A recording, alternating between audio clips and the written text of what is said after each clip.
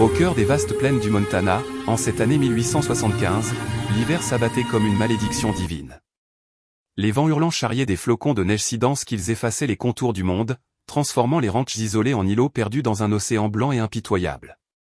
C'était l'époque où les hommes du Far West luttaient contre la nature elle-même pour survivre, où un simple blizzard pouvait emporter une vie en une nuit. Jack Harlan était l'un de ces hommes. À 35 ans, il était veuf depuis 3 ans, depuis que la fièvre avait emporté sa femme, Marie, laissant derrière elle un petit garçon de 5 ans nommé Tommy. Jack gérait seul un modeste ranch à la lisière des Rocheuses, avec une douzaine de têtes de bétail et un cheval fidèle nommé Buck. Ses journées étaient rythmées par le labeur incessant, réparer les clôtures, nourrir les animaux, et veiller sur Tommy, qui grandissait avec l'innocence d'un enfant mais déjà marqué par la dureté de la vie frontalière. Jack n'avait pas le temps pour les regrets ni pour l'amour, il se contentait de survivre, un jour à la fois. Ce soir-là, le blizzard s'était levé sans avertissement. Jack avait senti venir la tempête en voyant les nuages s'amonceler comme une armée en marche. Il avait rentré le bétail dans l'étable, barricadé la petite cabane en rondins, et allumé un feu dans la cheminée pour réchauffer Tommy, qui jouait avec des morceaux de bois taillés en forme de chevaux. Mais Buck manquait à l'appel. Le cheval s'était échappé plus tôt dans la journée, paniqué par un coyote rôdant près du corral. Jack ne pouvait pas le laisser dehors, sans lui, le ranch serait condamné. « Reste près du feu, fiston », avait-il dit à Tommy en enfilant son manteau en peau de bison. « Je reviens vite. » Tommy avait hoché la tête, ses yeux bleus emplis d'une confiance innocente. Jack avait scellé un vieux mulet de réserve et s'était enfoncé dans la nuit hurlante, une lanterne à la main. Le vent fouettait son visage comme des lames de rasoir, et la neige s'accumulait déjà jusqu'aux genoux. Il appelait Buck, sa voix emportée par la tourmente, mais seul l'écho des rafales lui répondait. Après une heure de recherche vaine, Jack était sur le point de rebrousser chemin quand il aperçut une forme sombre au pied d'un bosquet de pins. Pensant d'abord à un animal mort, il s'approcha prudemment. Mais ce n'était pas Buck. C'était une femme, recroquevillée contre un tronc d'arbre, enveloppée dans un manteau trop fin pour cet enfer glacé. Ses cheveux noirs étaient couverts de givre, et son visage pâle comme la mort. Elle tremblait violemment, ses lèvres bleues murmurant des mots inaudibles. Jack descendit de son mulet, le cœur battant. Qui était-elle? Une voyageuse égarée? Une fugitive? Dans ces contrées sauvages, les histoires de bandits et de desperados étaient courantes, mais une femme seule dans un blizzard? C'était du suicide. Madame? Appela-t-il en la secouant doucement. Vous m'entendez? Elle ouvrit les yeux, des yeux verts emplis de terreur et d'épuisement. Elle murmura quelque chose en français, une langue que Jack connaissait vaguement pour avoir côtoyé des trappeurs canadiens. Je m'appelle Élise. Aidez-moi. Sans hésiter, Jack la souleva dans ses bras. Elle était légère comme une plume, son corps gelé contre le sien. Il l'enveloppa dans sa propre couverture et la hissa sur le mulet, la tenant fermement pour la protéger du vent. Buck oublié pour l'instant, il rebroussa chemin vers le ranch, priant pour que la tempête ne les engloutisse pas. De retour à la cabane, Jack porta Élise près du feu. Tommy écarquilla les yeux en voyant cet inconnu. « Papa, c'est qui ?»« Une dame en danger, fiston. Va chercher de l'eau chaude. » Jack déshabilla Élise avec précaution, respectant sa pudeur en la couvrant d'une couverture chaude. Il frictionna ses mains et ses pieds pour faire circuler le sang, et lui fit boire du bouillon brûlant. Peu à peu, la couleur revint sur ses joues. Elle s'endormit enfin, épuisée, tandis que le blizzard continuait de rugir dehors. Le lendemain matin, la tempête s'était calmée, laissant un manteau de neige immaculé sur la terre. Élise se réveilla, désorientée, dans le lit de Jack le seul de la cabane. Tommy était assis à ses côtés, lui offrant un bol de porridge. « Bonjour, madame. Vous avez dormi longtemps. » Élise sourit faiblement, touchée par l'innocence du garçon. Elle s'assit, enveloppée dans une chemise trop grande pour elle. « Merci, petit. Où suis-je » Jack entra à ce moment, portant du bois pour le feu. Il posa les bûches et s'approcha, son chapeau à la main. « Vous êtes au ranch Harlan, près de Bozeman. Je m'appelle Jack, et voici Tommy. Vous étiez en train de geler dehors. Que faisiez-vous seul dans ce blizzard ?» Élise baissa les yeux, ses mains tremblant encore. Elle raconta son histoire d'une voix douce, teintée d'un accent français charmant. Elle était venue d'Europe comme mariée par correspondance, promise à un mineur du nom de Silas Grant, dans les montagnes voisines.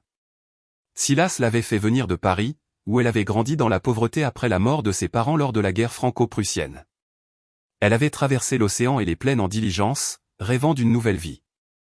Mais à l'arrivée, Silas s'était révélé un homme brutal, ivrogne et violent. La veille, lors d'une dispute, il l'avait chassée de sa cabane en pleine nuit, la laissant pour morte dans la neige. J'ai marché des heures, perdu. Je pensais que c'était la fin. Jacques écouta en silence, son visage buriné par les ans se durcissant à l'évocation de Silas. Il connaissait cet homme de réputation, un prospecteur raté, connu pour ses bagarres au saloon de Bosemans. Vous êtes en sécurité ici, Élise. Restez le temps qu'il faudra. Les jours suivants, Élise se remit lentement. Le ranch était modeste. Une cabane de 2 pièces, une étable, et un petit potager gelé sous la neige.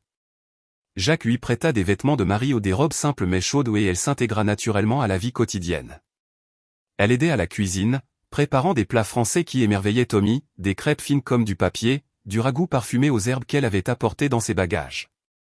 Pour la première fois depuis la mort de Marie, la cabane résonnait de rires et d'odeurs réconfortantes. Tommy s'attacha vite à elle. Il lui montrait ses jouets, lui racontait des histoires de cow-boys et d'indiens, et Élise lui apprenait des mots en français. Bonjour, merci, ami. Jacques observait cela du coin de l'œil, un pincement au cœur. Élise apportait une douceur qu'il avait oubliée, une présence féminine qui comblait le vide laissé par Marie. Mais Silas n'allait pas laisser partir sa propriété si facilement. Une semaine après le sauvetage, un cavalier arriva au ranch, un shérif adjoint de Bosemans, accompagné de Silas lui-même. L'homme était rougeau, les yeux injectés de sang, une cicatrice barrant sa joue. « Arlan !» hurla Silas en descendant de cheval. « T'as ma femme chez toi !»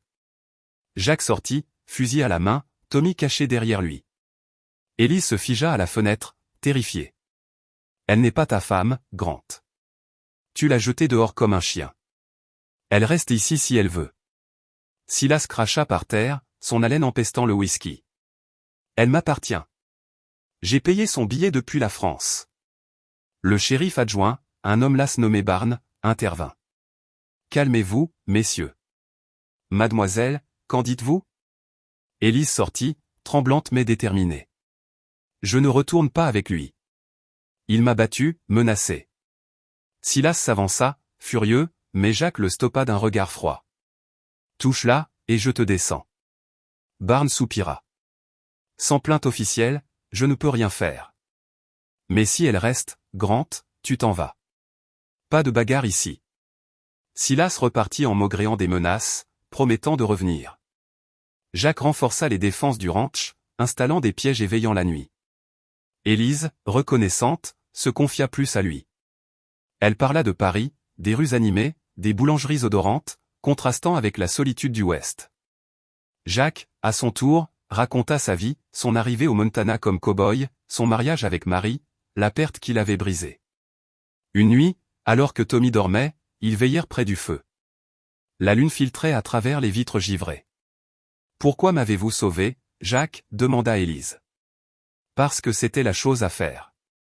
Et parce que, vous me rappelez que la vie continue. » Leurs mains se frôlèrent, et pour la première fois, Jacques sentit son cœur s'ouvrir à nouveau. Les semaines devinrent des mois. Le printemps arriva, fondant la neige et révélant des prairies verdoyantes. Élise s'occupait du jardin, plantant des légumes français qu'elle avait semés. Tommy grandissait, apprenant à monter à cheval avec elle. Jacques et Élise se rapprochaient, leur conversation se muant en regards complices, en touches accidentelles qui n'avaient rien d'accidentel. Mais Silas revint, cette fois avec 2 complices, des bandits notoires. Ils attaquèrent une nuit, mettant le feu à l'étable pour créer une diversion. Jacques se réveilla en sursaut, attrapant son fusil. Élise cacha Tommy dans la cave tandis que les coups de feu éclataient dehors. « Rends-la-moi, Arlan !» hurla Silas.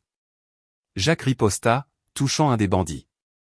Buck, retrouvé entre-temps, hennit dans la confusion. Élise, courageuse, prit un revolver et tira depuis la fenêtre, blessant l'autre complice. Silas, seul, chargea, mais Jacques le plaqua au sol dans une lutte féroce. Point contre point, dans la boue printanière, Jacques domina l'ivrogne. « C'est fini, Grant. Pars et ne reviens jamais. » Le shérif, alerté par les coups de feu, arriva le lendemain et arrêta Silas pour tentative de meurtre. Élise fut enfin libre. Avec le calme revenu, Jacques demanda Élise en mariage lors d'un pique-nique au bord d'une rivière gonflée par la fonte des neiges. Tommy, excité, porta l'anneau à un simple cercle d'or forgé par un forgeron local. Élise, voulez-vous devenir ma femme? Et la mère de Tommy? Les larmes aux yeux, elle répondit. Oui, Jacques. Avec joie. Ils se marièrent à Bosements, dans une petite église de bois, entourée de voisins curieux. Élise, dans une robe blanche cousue par ses soins, rayonnait. Tommy portait fièrement un chapeau trop grand. La nouvelle vie commença. Élise transforma le ranch, elle apprit à Jacques des recettes qui améliorèrent leur repas, et ensemble, ils agrandirent le troupeau. Tommy eut une petite sœur 2 ans plus tard, qu'ils nommèrent Marie en hommage à la défunte Marie. Élise enseigna le français aux enfants, rêvant de leur montrer Paris un jour. Jacques, jadis solitaire, trouva en Élise une partenaire forte, un amour profond. Le blizzard qui avait failli l'emporter avait en réalité apporté la renaissance. Dans les vastes plaines du Montana, sous un ciel infini, une famille s'était formée, forgée dans la glace et le feu de l'Ouest sauvage.